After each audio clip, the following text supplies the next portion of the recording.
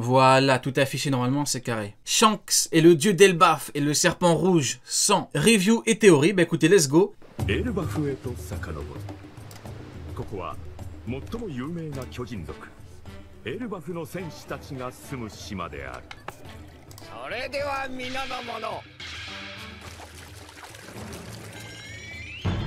Oh là là là là là. Alors par contre, je suis désolé.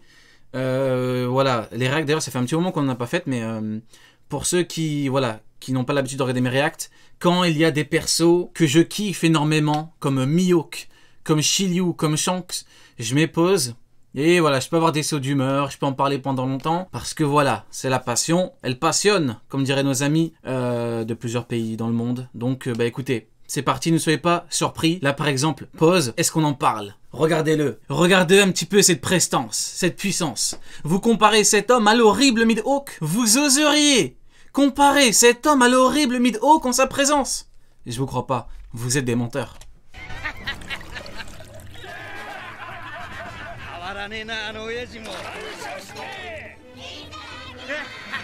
Oh là là là là là là. Je savais que ça se passerait comme ça. Incroyable. Un super rookie. Oh là là là là, regardez. C'est la rencontre des rouquins, c'est la rencontre des manchots. Mais c'est une dinguerie.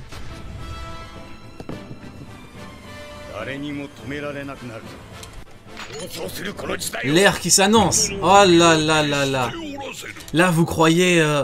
c'est Barbe Blanche qui est devant lui, Kaido, Big Mom, Mihawk. Non, non, non, c'est Kid. Oh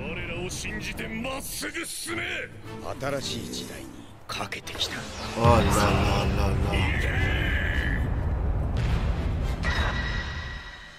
Il n'est ni cruel, ni machiavélique, ni violent, mais si vous brandissez votre arme contre lui, vous feriez mieux de l'utiliser, car cela fait longtemps qu'il a arrêté de jouer. Oh là là, ça fait longtemps qu'il a arrêté de jouer. Retenez bien ces mots.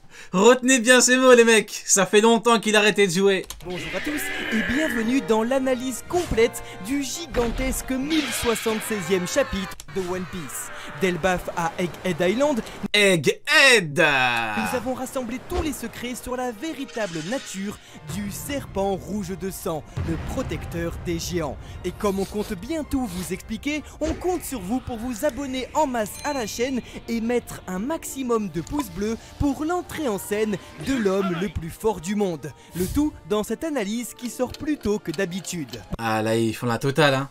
Là, ils ont mis... Là, ils ont tout mis, là. L'homme le plus fort du monde, il a arrêté de rigoler, et il déchire Barbe Blanche, et il chie sur Akainu, et il pisse sur... Ah, ils ont mis la totale, là. Ah, ils ont mis la totale, c'est incroyable. Parce qu'on ne dérange rigolé, jamais un manchot sans finir comme lui, Eustace Kid va devoir affronter une légende, une énigme vivante, le maître du haki et le roi des océans, l'ami des géants et l'hôte des dragons célestes. Il est celui qui tient tête à l'homme... Regardez, regardez, je suis désolé, regardez. Il y a quoi devant, Barbe Blanche? À chaque fois, on nous dit oui, mais vous comprenez pas, mais Shanks c'est son équipage, et Marineford c'est son équipage. Il n'y a pas plus tard qu'hier. Hier, on m'a dérangé. Hier, on m'a dit Rio, tu comprends pas, Shanks, c'est surtout son équipage qui est frais. Regardez, c'est que son équipage qu'il a attaqué Barbe Blanche, 1 contre 1, l'homme le plus fort du monde. Vous vous rendez compte un petit peu? C'est... Le soldat, l'épéiste et la créature la plus puissante du monde.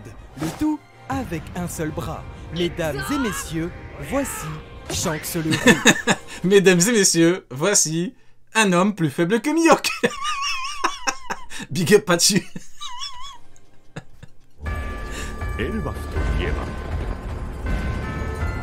Oh, nouvelle intro. Bon, j'ai le choix. Soit je mets le visuel, soit je fais comme avec l'arc Egghead et je mets Don Shinjao et Garp. Donc, j'hésite. Allez, ça dépendra de mon humeur.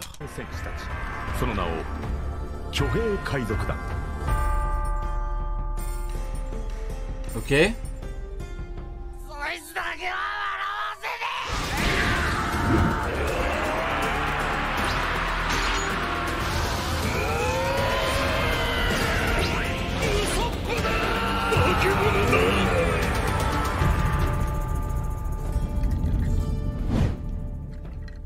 C'est incroyable. Mais c'est incroyable.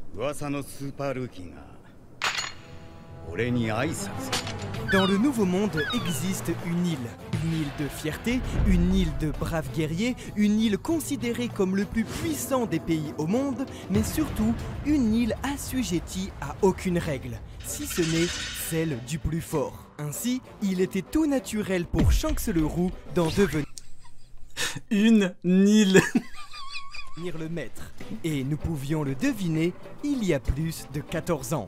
En effet, nous sommes le 3 août 2009. Alors que la bataille de Marineford fait rage, l'auteur décide de nous offrir la vie de Portgas the Ace, qui, dans le Nouveau Monde, part rendre hommage à l'homme qui a sauvé la vie de son petit frère. Là, sous la neige, il fait la rencontre de Shanks le Roux au pays des géants. Et Eiichiro Oda était en train de dessiner pour la toute première fois de son manga, Elbaf.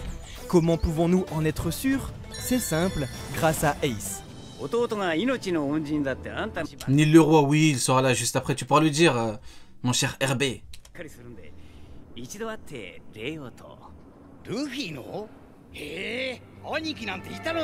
En effet, c'est en nous replongeant dans l'épisode du Point Ardent, dessiné par Boichi.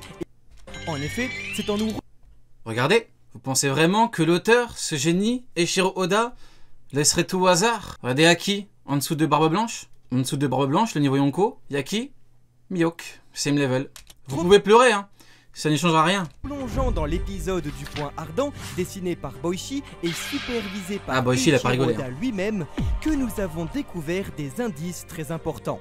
Premièrement, nous apprenons que Striker, le bateau de Ace, fut construit dans la proue d'un drakkar d'Elbaf échoué sur une île de Grand Line. Plus tard, nous retrouvons la fameuse scène de rencontre sous la neige, mais cette fois-ci avec tout un tas d'iconographie nordique. Des vikings, des drakkars et des épées géantes plantées dans l'écorce d'Yggdrasil.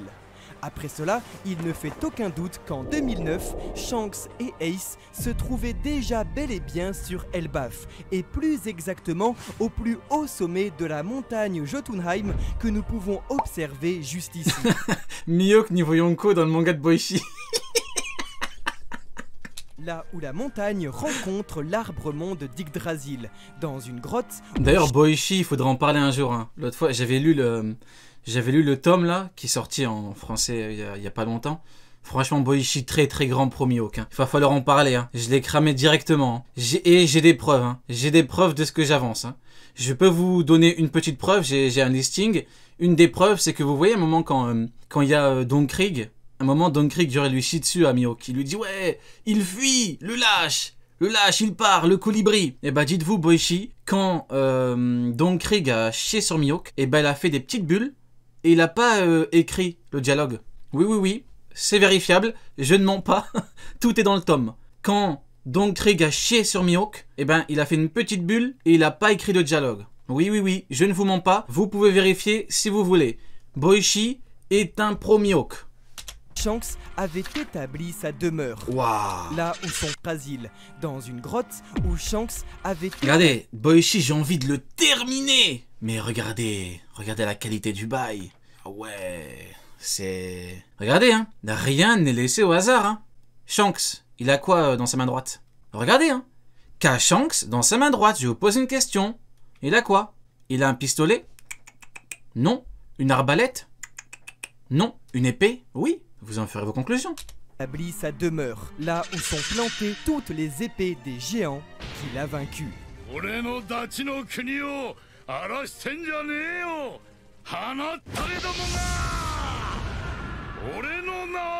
Je fais de cette île mon territoire.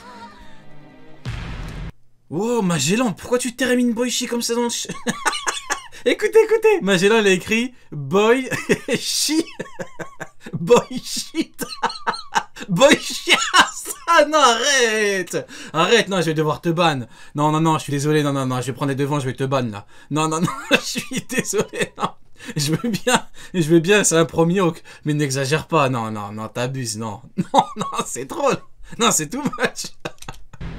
Comme pour Edward de Newgate avec l'île des hommes poissons et Kaido avec Wano Kuni, Shanks, lui, aurait pris le contrôle d'Elbaf et aurait fait du pays des géants son territoire après avoir vaincu... N'empêche, quelle indignité Big Mom, hein. Si j'avais pris les géants, j'aurais pu écraser Shanks, Kaido, Barbe Blanche. Quelle indignité. Pendant ce temps, Shanks était ami avec les géants. C'est une dinguerie, en fait, j'ai compris, hein.